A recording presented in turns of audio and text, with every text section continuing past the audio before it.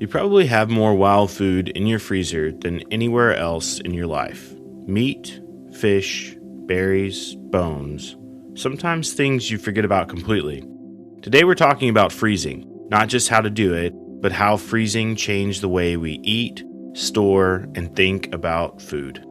This is the first episode of our new Preservation Pantry series, and we're starting with the preservation method that most people use every day, often without thinking about it at all. To understand freezing properly, we need to stop thinking of it as a machine and start thinking of it as human practice.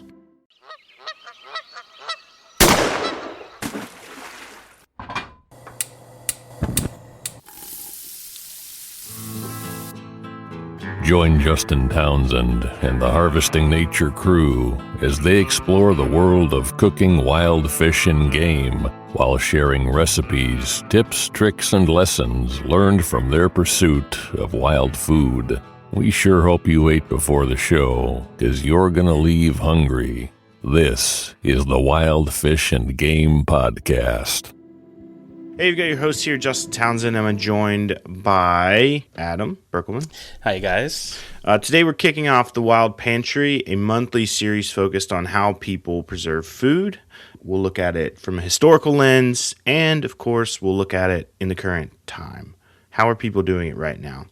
Each episode will tackle one preservation method, where it came from, how it works, and how to do it better at home.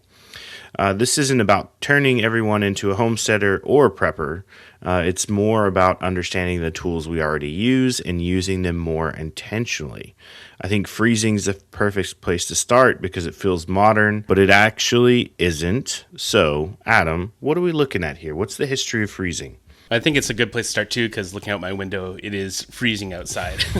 It's several feet of snow and very, very cold out, so this is fitting. But humans have been freezing food for as long as humans have lived in cold places, basically. Long before, electricity, compressors, refrigerators, coolants. Freezing was simply part of the landscape, and you had to rely on the landscape to allow you to freeze things. So in Arctic and subarctic regions, indigenous peoples froze meat, fish, berries, different combinations thereof, outdoors, using snowbanks, ice pits, underground caches, and they use these where temperatures stayed consistently cold. And they sound a little bit crude, but they aren't really crude solutions. They were deeply sophisticated systems designed around, your local climate, your microclimates, animal behaviors, seasonal cycles, and it changed all across northern Canada and the U.S. In Northern Europe, freezing and cold storage took kind of different forms. People would build ice houses, cold sheds, root cellars, and all these were designed to stay just below freezing. Ice was often harvested in the winter, packed in sawdust or straw, and then stored for use well into the summer. Sawdust wasn't really an insulation in the modern sense, but it really slowed down melting by controlling airflow and moisture. And I actually worked on an Amish farm a while back, and they would do this still. And it was really cool to go into the ice shed and, grab some meat and stuff from there. And they would go hand cut chunks of ice from the lake in the winter, bring them in by horse, and then fill these sheds up. So it's kind of cool to see in practice. But what's important to know is that freezing historically wasn't always about the absolute cold. It was about stability. So keeping food just cold enough, consistently enough, to slow decay, microbial growth, enzymatic breakdown, all these things that leads to spoilage. And that's very different than how we think about freezing today, where the modern freezer only becomes widespread in the mid-20th century. Before that, it was more of a communal thing, very unreliable, could be quite expensive. But once freezers were in the home, it kind of changed everything. Hunters could harvest more animals at once. Anglers could process large catches without immediate preservation. Gardens could overflow without panic. And it wasn't just hunters and anglers, but kind of everyone dealing with this. And it shows that freezing removed urgency. And urgency had previously dictated how food was handled in all situations. It was that urgency to get it either eaten or saved before it spoiled. And suddenly that urgency is gone from our lives. With that convenience came some trade-offs. So food could be stored longer, but often with less attention. Labeling became sloppy, rotation disappeared, freezers filled up faster than memory could keep up, and how many people, including us maybe, end up throwing shit out from our freezers at the end of the season, which is sad to see. Freezing as a community thing didn't really just preserve food, it really changed how we related to abundance, seasonality, responsibility when it comes to food and culinary things. We're not depending on the seasons anymore. We can just freeze it for whenever. But to understand these trade-offs, we need to look at what freezing actually does to food on a physical level. So Justin, could you lead us through what's actually taking place when you put food in the freezer? So at its core, freezing is just about water. Most foods contain a lot of it. And when food freezes, that water turns to ice. The ice behaves very differently than liquid. As water freezes, it expands and forms crystals. The speed of freezing determines the size of those crystals. Slow freezing creates large ice crystals that puncture cell walls. Fast freezing creates smaller crystals that cause less damage. This is why texture changes after freezing. Those ruptured cell walls can't hold moisture the same way once thawed, which is why thawed meat can weep liquid and vegetables can go soft. Freezing also slows chemical reactions and microbial growth, but it doesn't stop them completely. Enzymes still work, just very slowly. Most bacteria don't die, they pause. That's why we still have to cook meat all the way through. For most things, and that's why you see things like bear fat go rancid in the freezer, or meat continue over time to deteriorate and go bad. Also, as mentioned, most bacteria don't die at freezer temperatures. These include Salmonella, E. coli, Listeria. They become dormant and resume activity when thawed. Some parasites can be killed by freezing, so there's a lot of important little nuances in that, so make sure you do your research. Trichinella in pork and bears, sometimes, depending on the temperature, the duration, the species, because not all strains are freeze susceptible. Anisakis, which are marine parasites in fish, those are commonly killed by deep freezing. The critical caveat being, and this is important for wild food, that freezing is not a reliable substitute for cooking bear, wild pig, and some wild carnivores.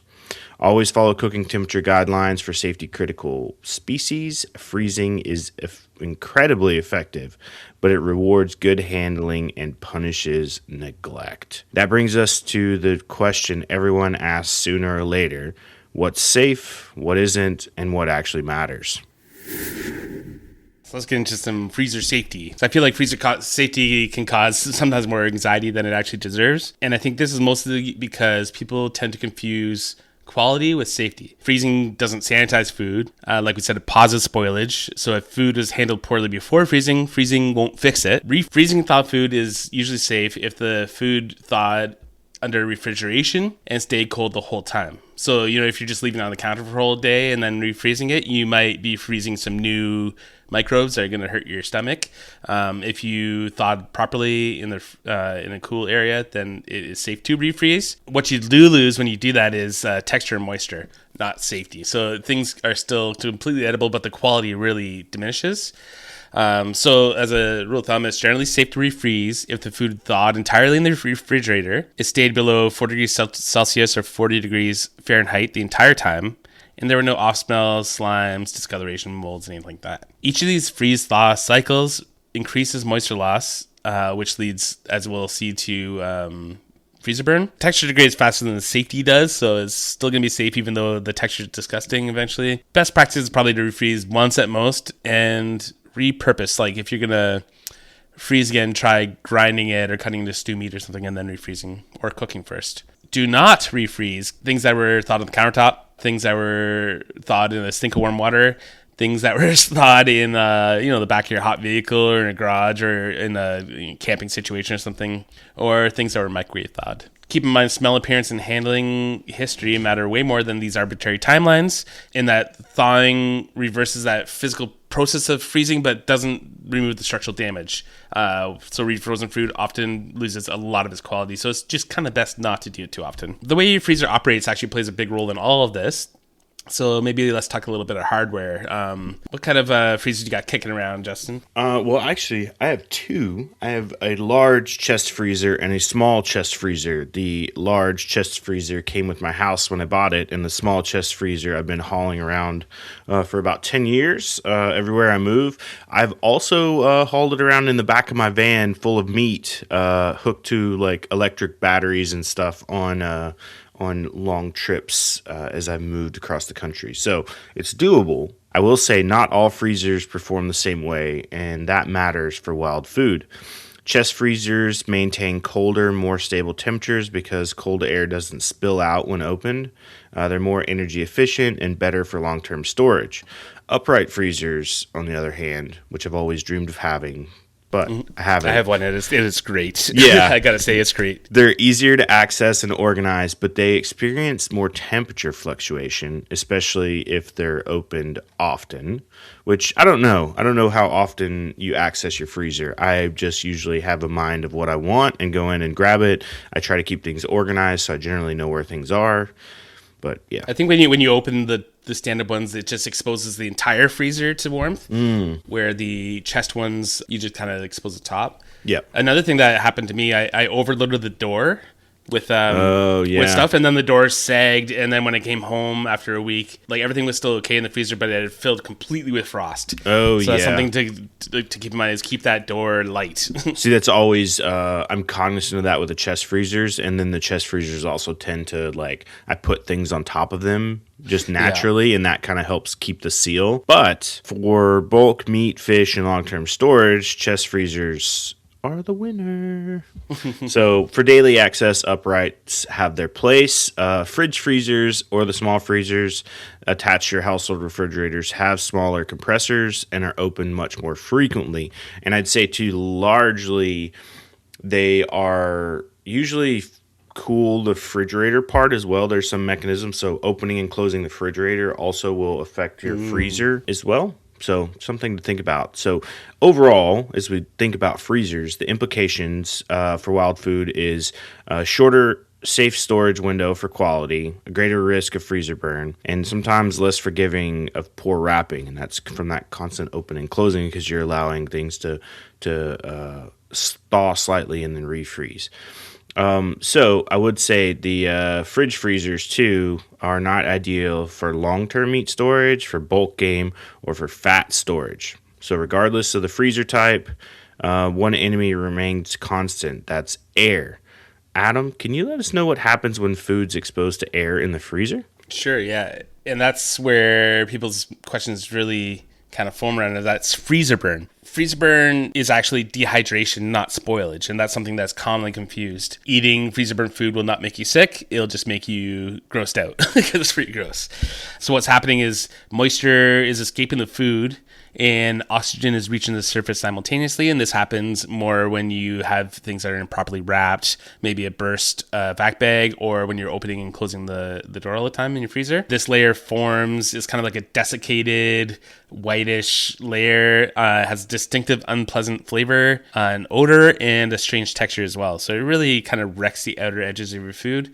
The longer it happens, the more exposure it has, the freezer burn will crawl deeper and deeper into the meat itself, or whatever you're freezing. So like I said, freezer burnt food is safe to eat, but the flavor and texture suffer big time. Trimming, grinding, stewing, repurposing can make it useful still. You can feed it to dogs if they're interested. Some dogs don't like it. I find a little bit of freezer burn can get kind of ground in or stewed in, and it doesn't make a difference. But if you're looking at things that have crept in at least half an inch into your meat, it's probably better just to trim it right off. It's almost always entirely a wrapping failure, not a time failure. So things that are like really, really well wrapped or really well sealed can last for years in the freezer without any freezer burn.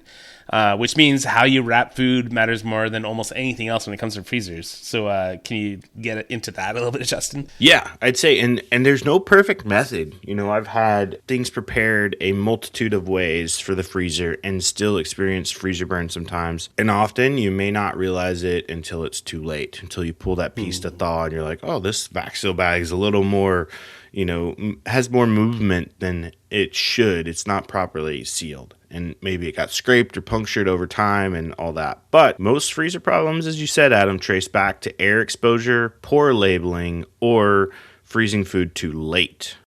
So let's talk about vac sealing first. So the pros with vac sealing, which is probably one of my favorite methods, is that it best protects against freezer burn. It removes oxygen, which slows oxidation. It's excellent for long-term storage, and it's compact and stackable. The cons being the equipment costs. Sometimes they're a little expensive, but you can get, I would say, economy-friendly versions, Walmart, big box stores, they often have them. Amazon, whatever. Plastic waste, you've got the plastic issue because you can't get away from that. Seal failure can go unnoticed, just as I mentioned, and it's not ideal for sharp bones unless padded. And you know what? We've experienced this at pig camp a lot. It can be slow. I recommend if you're doing a lot of meat throughout the season and you still want to use the vacuum bags, look at a chamber vacuum sealer. Those are cool. They're quicker. They're often more efficient than the regular like pump style vacuum sealers, which you see, which kind of have that clamshell type look. The chamber vacs are the way to go. You can also seal liquid in those, which is really awesome. They're usually more controllable. They're also usually more expensive. Second up, plastic wrap plus a freezer bag. This is the double wrap. The pros of this is it's widely available. You can get it anywhere. It's flexible for odd shapes. It's better than single wrapping. The cons being it traps air easily. It's hard to squeeze out all the air. Plastic wrap becomes brittle, and it's got a shorter storage life than vacuum sealing. Another combination using the freezer paper or some sort of butcher paper or freezer paper. I've seen them combine it with plastic wrap and the butcher paper or freezer paper. There's a big difference to learn between the two, between butcher paper and freezer paper. Make sure you're using the right side. One side's waxed and one side's not, so make sure you're following the technique on that. But the pros being it's got a breathable inner layer that prevents condensation. That waxed paper blocks the air. It's traditional, it's reliable, it's less plastic contact with meat. The cons are it's bulky, it requires good technique, and it's not waterproof if poorly wrapped. I've seen a lot of them kind of soak through and you get this saggy, soggy piece of meat. Especially if you're carting a whole animal that's wrapped in a cooler but it's not frozen yet. Yeah. Ooh, it gets leaky. It gets bad. Yeah. Yeah. And then we've got freezer bags alone. They're cheap, they're easy, they're good for short-term storage. The cons are they have air pockets, they have a higher freezer burn risk, and thin plastic does puncture easily. Different foods also behave differently in the freezer. So let's run through the big ones. Yeah, there's different ways to freeze different foods. Let's start with raw, kind of whole muscle meat. So you're just taking chunks of, steaks or like a backstrap or pieces of roast. You're going to want to freeze as fresh as possible. If you're going to age first, then freeze. But you want to be freezing this pretty fresh. You want to portion it out before freezing. If you're planning on, doing steaks, you can do a whole piece of backstrap that is about 4 steaks wide. Freezing it like that will have less chance of freezer burn or anything else too. So you can keep that in mind. You're going to want to vacuum seal or double wrap whole muscle meat, and you're going to want to freeze quickly. So that means in the deep freeze, and don't stack a whole bunch of warm packages like an entire deer or something. Kind of move it all around, and then you can consolidate it later. We're talking raw ground meat. You want to flatten into thin bricks so you can stack them easily and fit them into the freezer. Be sure to remove all the air as possible. So vacuum seal bags are good for this. If you're discovering that there's a little too much moisture in the bag and it's ruining your seal, you can fold a little piece of paper towel, stick it on the top, and the juice will get sucked into the paper towel and hopefully not into your seal. You want to label the species and your fat content, which we talked a lot about. Different types of ground meat, especially for wild game, are better at different things. So if you're freezing different fat contents, make sure you label all that. And you're going to want to use sooner than whole cuts because you've kind of grounded and opened it all up. It has less of a shelf life, which means it's actually better to grind whole muscle meat as you need it. But I know not everyone's capable of that all the time. So maybe get half a season's worth, leave the rest in whole muscle, and do another round of grinding afterwards. And you're going to want to grind meat half frozen anyways, so that works great. When we're talking raw fat, so, bear fat, pork lard, anything like that, freeze very fresh. Always use a vacuum seal. Keep away from oxygen at all costs because there's a rancidity risk going on there. And know that has a much shorter storage life than meat. So if you're going to be putting away stuff to render later, don't let it sit. Take it out within a month or two or it's going to be pretty nasty. For bones, you can freeze them raw or roasted. They tend to poke through vacuum seals and everything. So wrap loosely or bag, label well and what you want to use them for, and then don't let them hang out for too long in there either. You're better off making a stock or broth and freezing that than the bones themselves.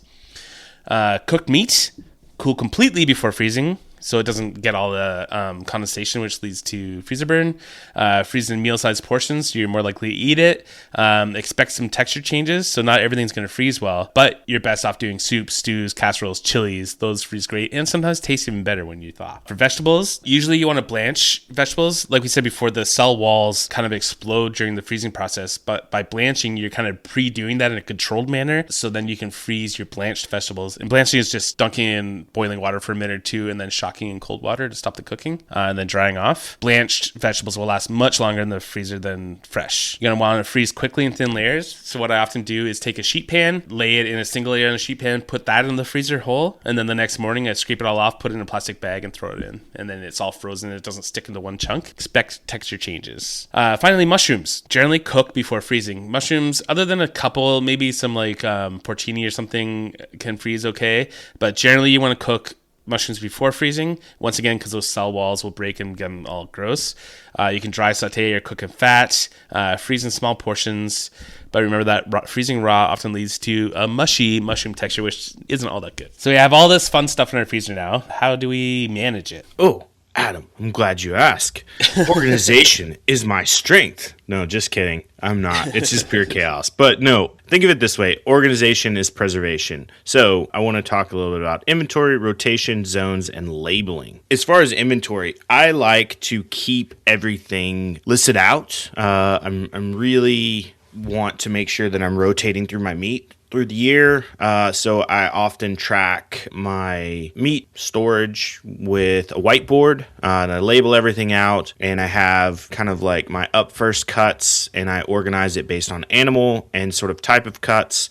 And I'll have usually bags, like those reusable grocery bags that are full of different types of meat. And what I'll do is I'll usually have one for my quick cooking cuts, one for my slow cooking cuts, one for my odd bits, one for my bones. And that way I can have them all together. And I organize that reflectively on the board that I have. And I usually put the year, the animal species, and then the cuts. And then I'll just do tick marks. Funny enough, I had to explain to my daughter the tick marks. It was like you put 4 and then you put the slash across. But anyway, I do that. Sometimes I don't put the slash across because that way it's easier just to wipe it away with my finger whenever I take it out of the freezer.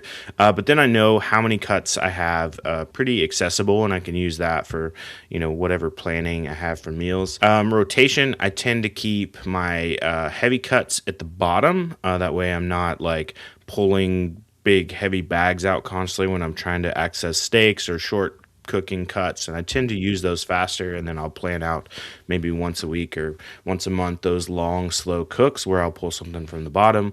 Usually bones are at the very bottom, and usually the wobbly bits, unless pre-planned, are kind of tucked away in the corner somewhere. I do have like a little side basket on my freezer that I keep those cuts I need to use first, and that may be like leftover cuts from last year or things I'm really looking forward to that I don't want to forget about, or like some special cuts that somebody gave me that I'm looking forward to cooking. And so I'll keep those in there. And then that's kind of the way I divide it up. And then that labeling is really, really crucial. So for me, labeling is the location, the year, the species, and the cut. And that generally will get me in the ballpark. Oftentimes, like Adam mentioned, I'll write, if I do grind, I'll write fat content or things like that. Think about the way you purchase meat from the freezer or from the store, if you do, or when you did. It usually often has like the animal it comes from, the type of animal, and then the type of cut it is. And then, there's always a quantity. I don't think you necessarily have to do that for game meat unless you can't see it or you forget.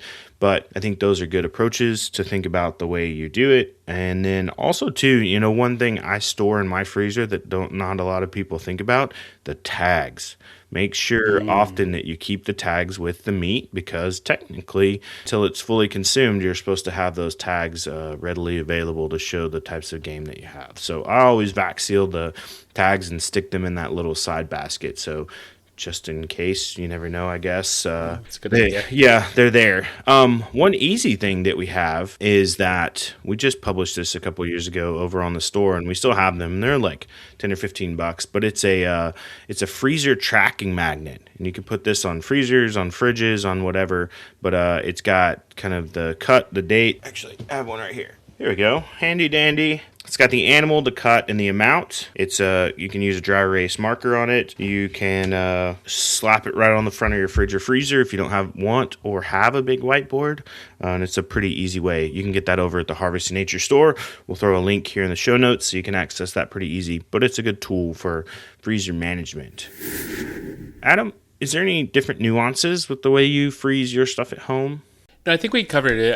I think I kind of run the gamut of different freezing styles because I'm currently running between two different places where I live. So some of my stuff is frozen in one place, some is frozen in the other. I'm doing a lot of hunting elsewhere, different kind of meat stuff everywhere. So I'm wrapping some in butcher paper, I'm backpacking others. I'm, got bags, like just freezer bags, Ziploc bags or whatever. So I'm kind of using a little bit of everything.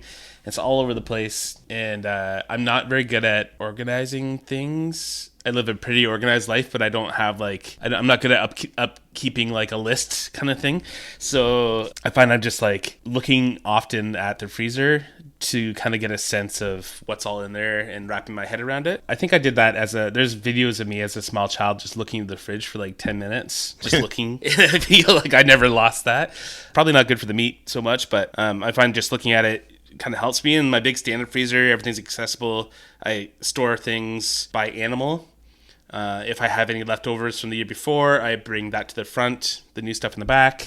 I also have like a bear hide and a beaver hide rolled up in there, and I have kind of a basket at the bottom where I keep all the organs and bones, like you said. And then I have a freezer that's mostly for fish and a freezer that's mostly kind of wild edibles, mushrooms, berries, blanched greens, and that kind of stuff too. So I'm kind of all over the place. It's working. It's a chaotic system that works well for me. Nice. I like it. That's awesome. Yeah, I rarely have to throw anything out, which is That's good. That's the goal, right? Yeah.